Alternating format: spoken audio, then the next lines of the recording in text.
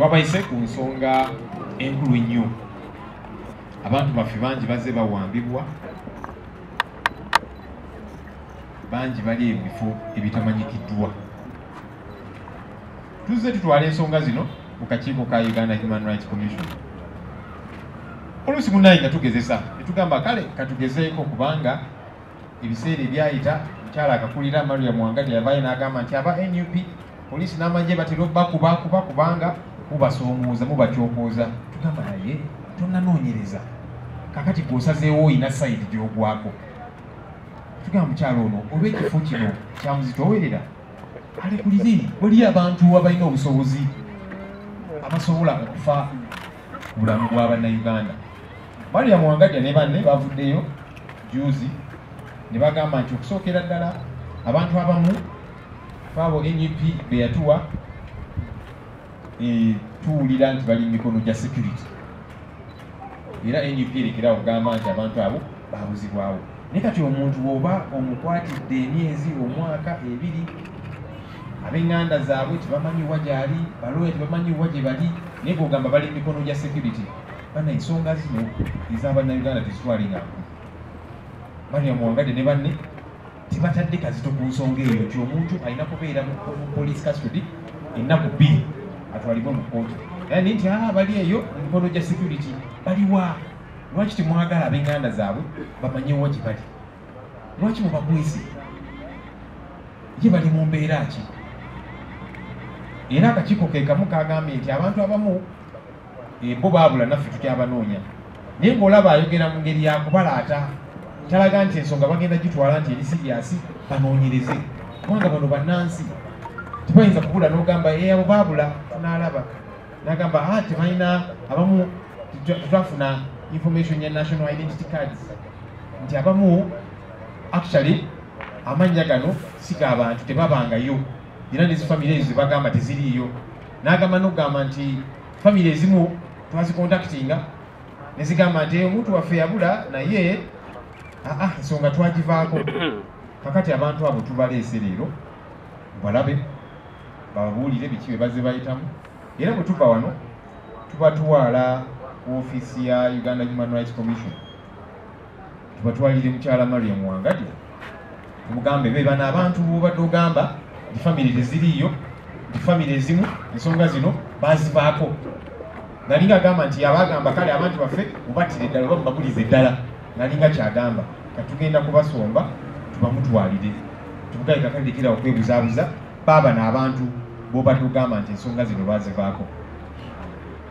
Ffe tugamba nti ensonga eno teri ku just National Unity Platform. Ensonga eno tukubira omulanga buli munnayuganda ali eyo, twetaaga kubeera memba wa kibiina kyaffe. Ensonga eno ffenna nga bannansi tugivumirire, kubanga nkyamu munnange nammwe abali mu NRM muyinza ogamba nti ekirungi aba NUP abo babanyigirize, enkya bajja kukwata naawe era ng'obanyiizizza obaki, kubanga tuzze tubalaba abamu nga wa NRM bamukutte n'agamba yiyi lwaki nange mumbonyaabonya, nze nawagira muzeeyi namunoonyeza akalulu. Munnange obumenyi bw'amateeka kasita busigala nga butambula mu ngeri efaanana bweti, tewali ali seefu, tewali. Tuzze twogera tutulugunya abantu, kati n'ennaku zino bakuba bannamawulire. Munnamawulire akutte kamera ye, buli kimu kiraga nti ono munnamawulire azze kola mulimu gwe, ne bamukuba ebigoba nti. Bannamawulire batandise n'okubawamba. Juzi Sesanga bamuwamba naye olw'okubanga akazito mwateekawo kangi bannayuganda ne bamuwanda ne bamuwamba ono munnamawulire. So ensonga eno tukowoola buli muntu ali eyo tugifumirire, tukowoola abakulembeze mu ddiini. Ensonga eno tugyogereko kubanga kintu kikyamu. Abantu babakwata ne babateeka eyo okumala ennaku n'ebisiibo, babatulugunya, ab'enganda zaabwe tebamanyiwa we bali. Ensonga eno tugivumirire mu makanisa gaffe, mu mizikiti gye tubeera eyo. Tukowoola abakulembeze b'ennono, ensonga eno tugyogereko kubanga muli bakulembeze muyina eddoboozi. Tusaba amaloboozi gammwe ago mugakozese okutaasa bannayuganda, kubanga kaakati kino tekikyali kya just National Unity Platform, kya bannayuganda. Fenga National Unity Platform tugamba twagala abantu bano bonna abawambibwa abali gye baterese yonna gye tutamanyi bateebwe. Eyo demand gye tulina nga National Unity Platform era ne family zaabwe bali wano nabo bagenda kwogera kintu kyekimu. Abantu bano twagala bateebwe mu nnambiro. Kuba toyinza gamba nti omuntu omukutte okumala omwaka emyaka 2 ali eyo teri amanyi gy'ali, kikyamu. Ate bwe muba muteebereza nti abantu bano bazza emisango, mubatwale mu kkooti. Tteeka kirigamba, tteeka ligamba omuntu muteeke mu poliisi okumala ennaku 2, oba olina obujulizi mutwale mu kkooti. Ne kati babatereze babatulugunya naki tetugenda kusirika. Era wangadde ne banno banemulekerawo okubeera n'obuswavu. Zino ensonga tezitwale nga ziri serious, ensonga za bulamu bwa bannayuganda. Tolinda nawe kikutuukeko oba kituuke ku gw'omanyi ow'oluganda lwo mukyala wangadya awulyoka oveeyo otandika okunoonyereza. Katusubire ensonga eno inaatwalibwa ng'eri serious.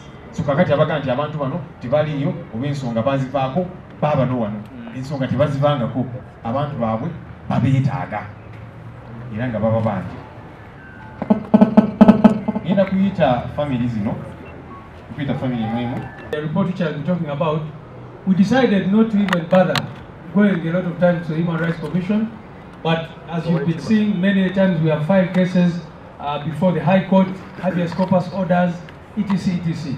So the abductions have been going on. It's not only the 30 cases that she talked about, so I wanted to indicate that. That is why you see people like Sesanga Bate, people like Wambari Joffrey, people like Alex Kaiwa, and many, many others do not appear in the list of the Human Rights Commission, because we have been trying to file cases with other organs and agencies. It is also important to note that immediately after elections, the people who were abducted were so many people whose whereabouts we did not know, and good enough the media covered some of those cases. People who were abducted and later on resurfaced. Also, some people told us that their people died in detention. So all those cases.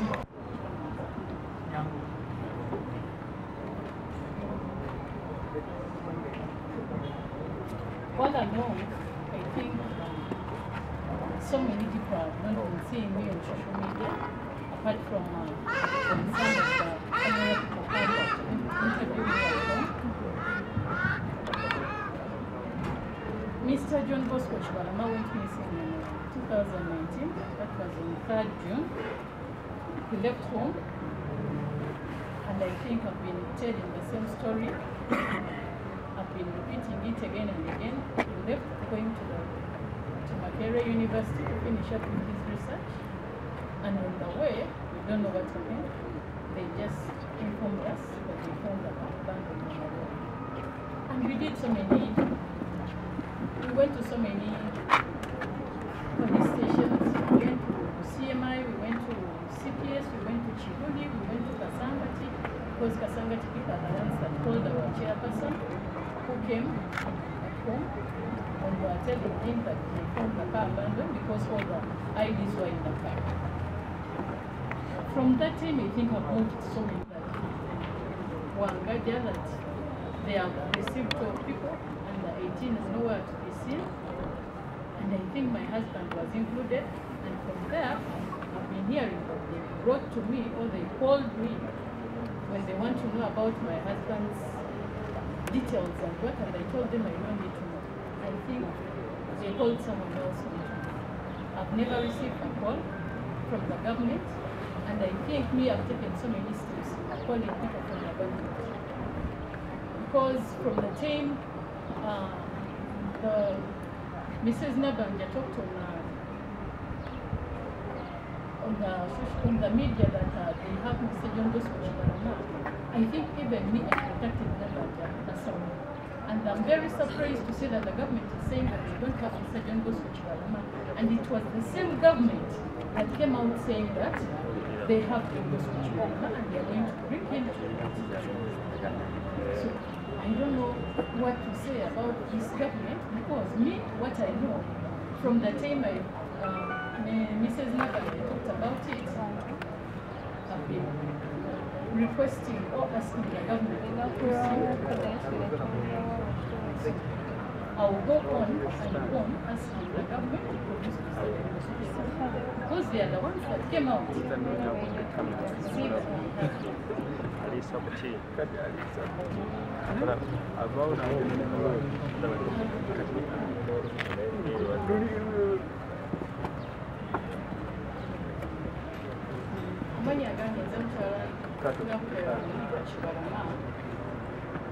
Ensonga etulese wano olwaleero ensonga y'omwami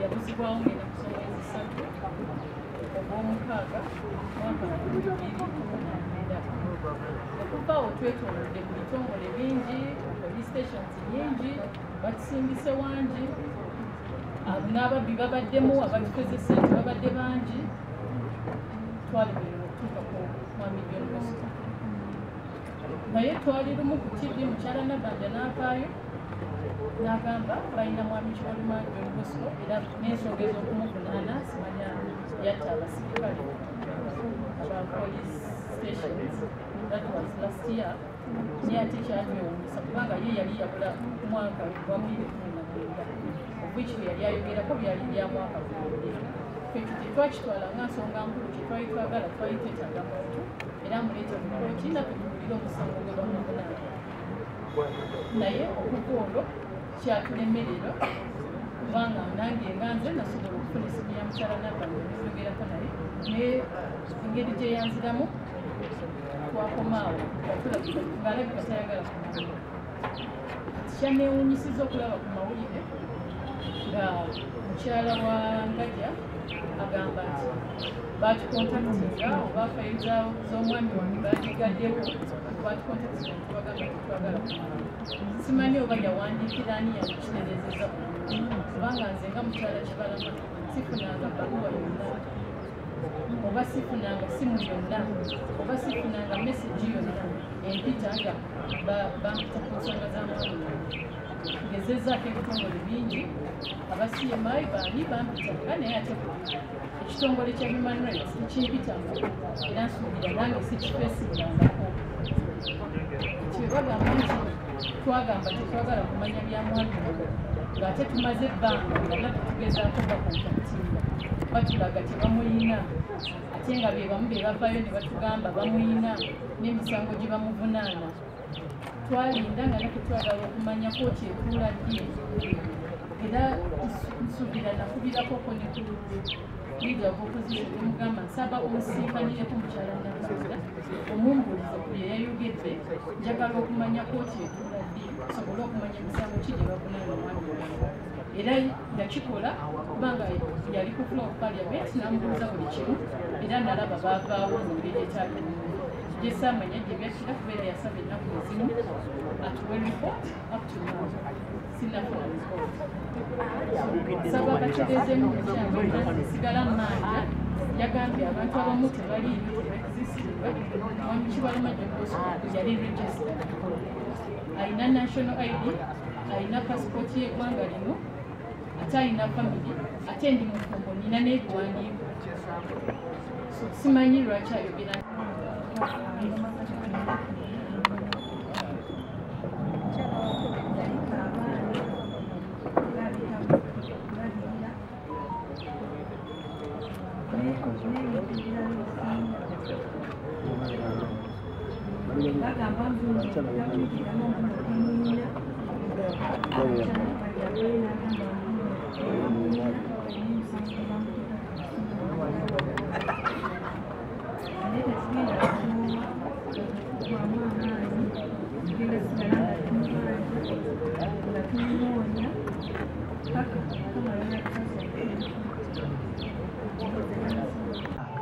tuli begulama bagende ku kyalo waffe okuva lwe ekyalo kyonna kimanyi n'enkuba gyonna egyetooloddawo gyonna kimanyi ddamunda kuba kwe yazaalibwa kwe yakulira babuuze babalega nti bamukweka balabika abantu baabwe gye bali mu maka gaabwe batudde enkenge abantu abo simanyi nakumanya kiki kibaagaza ggwanga.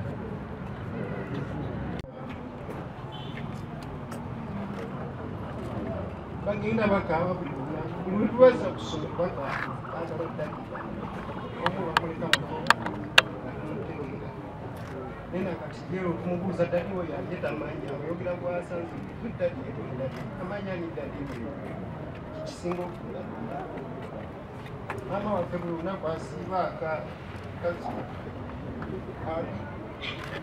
awadde abasirikale sente awadde bwe buli obagamba nti wano nalwo ososola omusanga waddeyo yo mwana tamulaba nakati essaawa ya leero nalese balimugamba nti waliwo olusu kazi wadala kukwata kasente basaasa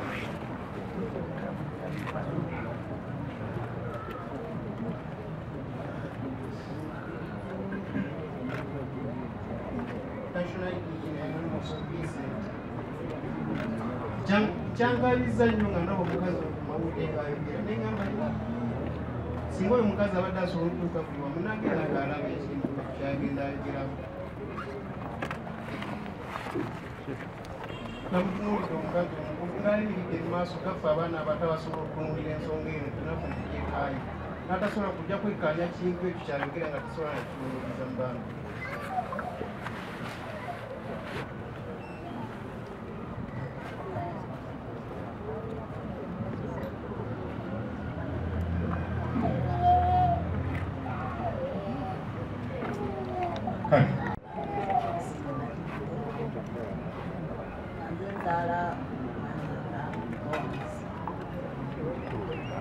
Obulumi bwe tulimu obulumi bw'amaanyi nnyo okusinzira abaana baffe baabula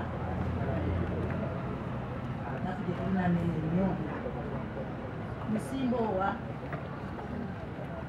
bamukwata omwaka 2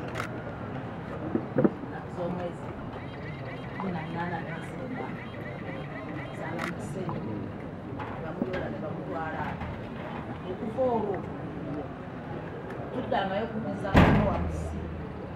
owamusaani omukyala n'abaana tunoonyeza buli wamu simba owaabuzi tubadde tusaba oba abaana baffe balina emisango gye bazza babaleete mu kooti bavunaanibwe tumanye nti oba gyebali n'okubala tumanye nti gyebali naye kati obudde buno bwe tulimu tulina ssuubi byonna tetubala bali